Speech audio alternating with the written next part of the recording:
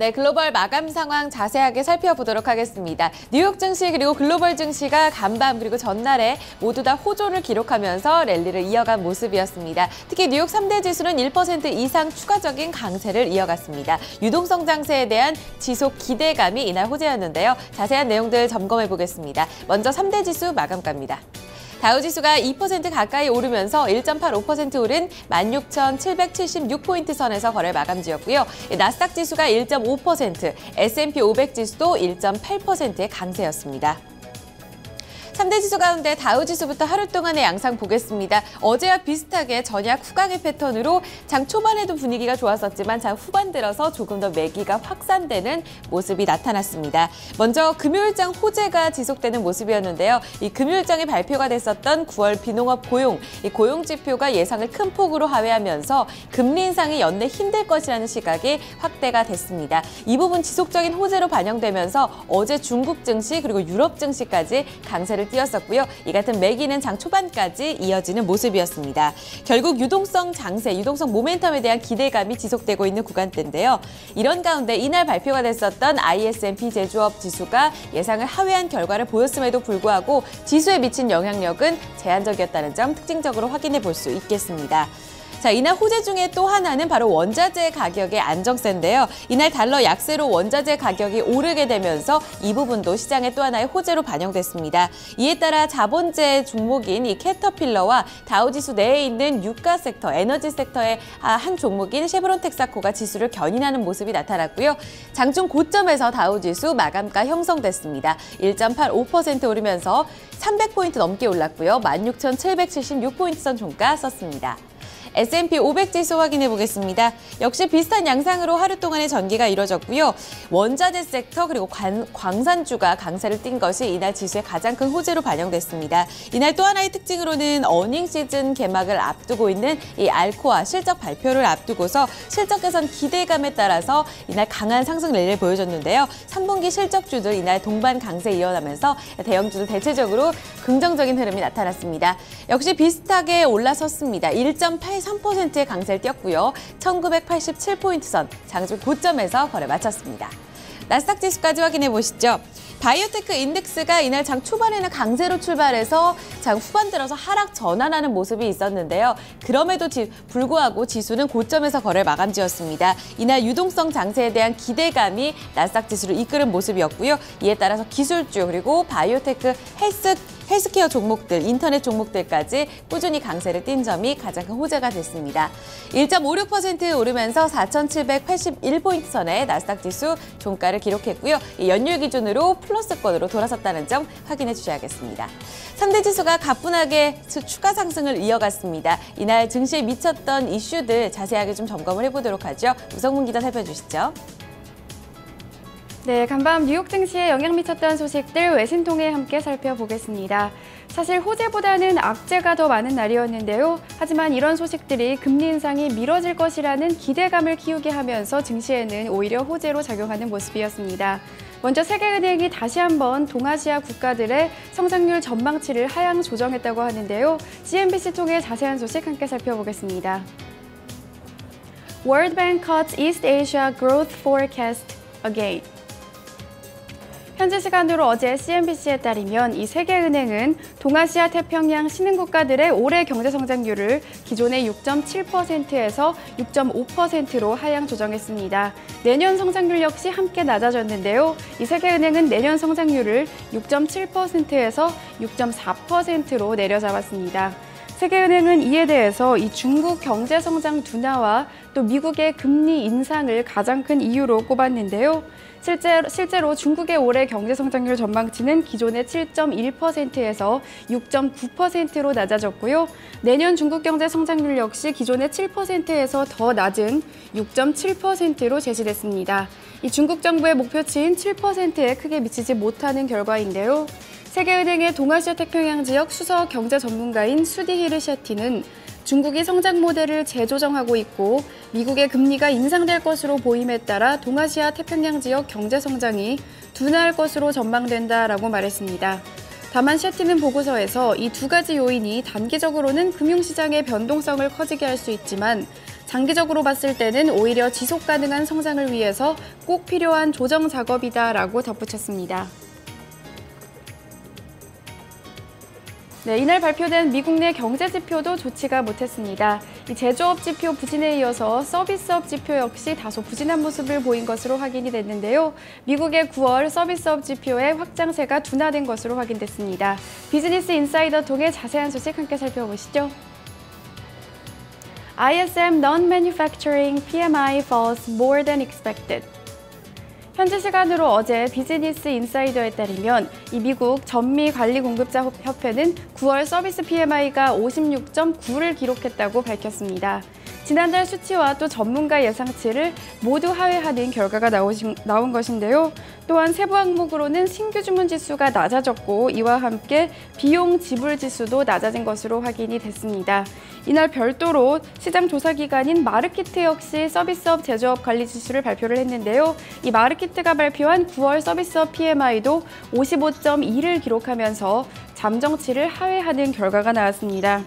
이에 대해서 비즈니스 인사이더는 이 달러 강세뿐 아니라 중국의 경기 둔화가 서비스업에도 악영향을 미치고 있는 것으로 보인다고 평가했는데요.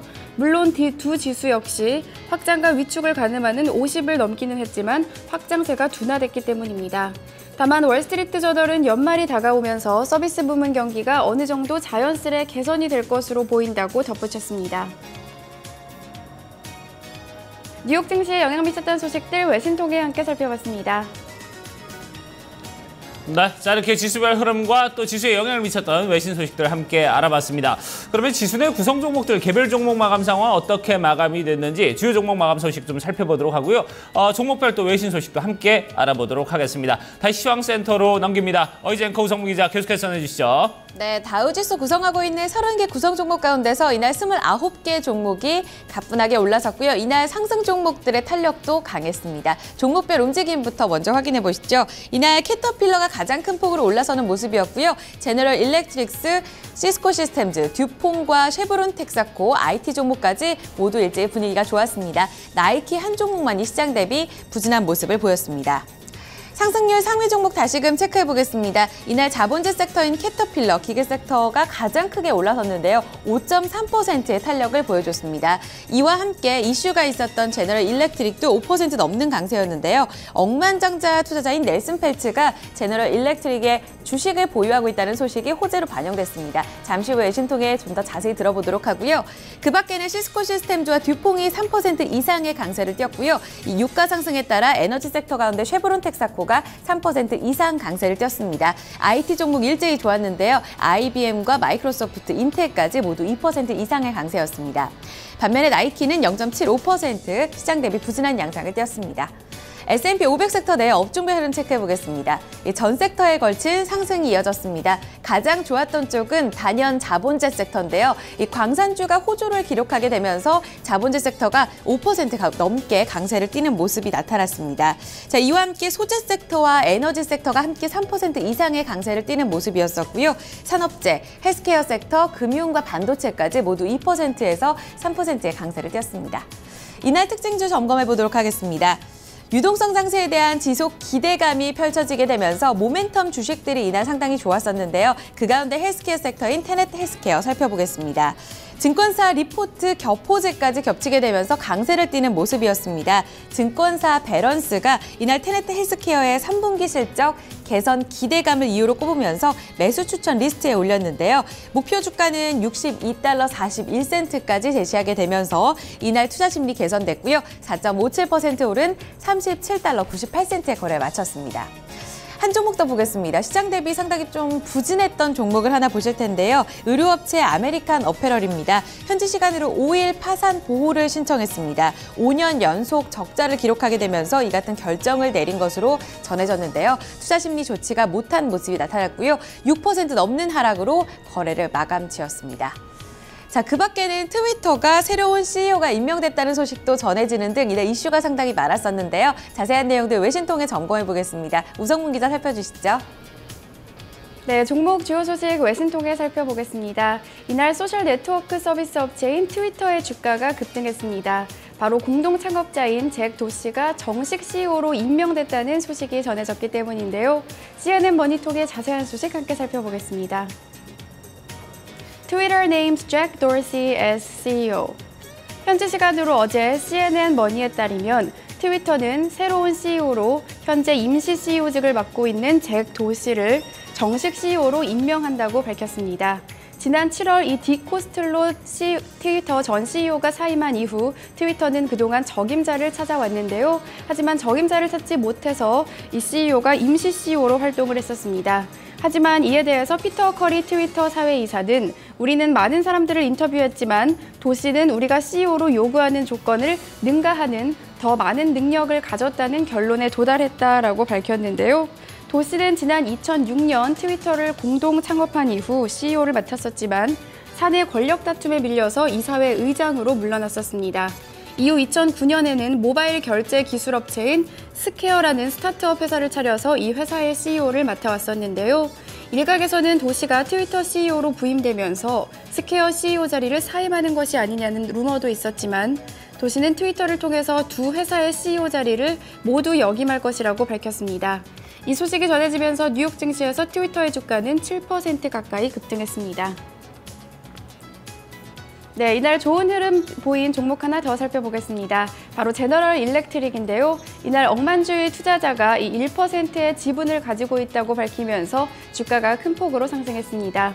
로이터 통신통의 자세한 소식 함께 살펴보시죠.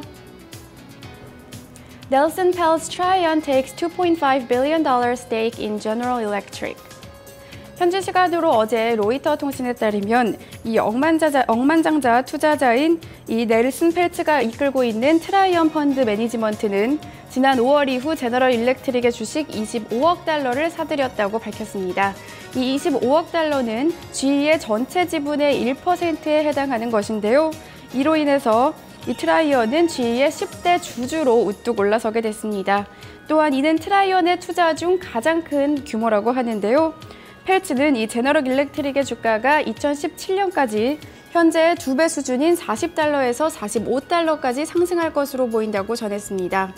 또한 트라이언은 제너럴 일렉트릭의 이 비용 절감과 함께 더 많은 금융 자회사를 매각하라고 주문했는데요. 또한 주주들의 이익을 높이기 위해서 자사주 매입도 늘려야 한다고 강조했습니다. 이 소식이 전해지면서 제너럴 일렉트릭의 주가는 5.34% 급등했습니다. 종목 주요 소식까지 외신통해 함께 살펴봤습니다. 네, 자 이렇게 지수 내 구성 종목들 마감 상황 좀 살펴봤고요. 또 종목별 외신 소식도 함께 알아봤습니다. 그러면 유럽 증시 마감 상황 또 어떻게 마감이 됐는지 알아보도록 하고요. 상품 환율 채권 시장의 마감 상황도 체크를 해보도록 하겠습니다. 어이제 앵커가 전해드립니다. 네, 유럽 증시 역시 유동성 모멘텀 장세 속에서 강세를 띄었습니다. 특히나 자본재 섹터 강세 위주로 좀 강세가 이어졌고요. 장 후반 들어서 조금 더 탄력이 붙었습니다. 영국 푸츠백 지수가 2.76%의 강세였었고요. 독일 닥스 지수가 2.7%의 오름 시세, 프랑스 카크 지수는 3.54% 급등하는 양상이 이어졌습니다. 이어서 상품시장 점검해보도록 하겠습니다. 국제유가가 휘발유 가격 상승에 힘입으면서 오름 시세 이어졌습니다. 배럴당 1.6% 오르면서 46달러 26센트를 기록했고요. 이 금값 같은 경우에는 달러 약세 영향에 따라 장 초반부터 강세가 이어졌습니다. 장 후반 들어서는 상승폭을 조금 더 줄인 모습이었고요. 온스당 0.1% 오르면서 1137달러 60센트 기록했습니다. 곡물 가격 대체로 올랐던 가운데 옥수수 가격 추가적으로 부실당 1% 넘게 올랐습니다. 이어서 주요 지수입니다. 필라델피아 반도체 지수가 이날 2% 가깝게 오르면서 620포인트 선을 눈앞에 둔 채 마감이 됐고요.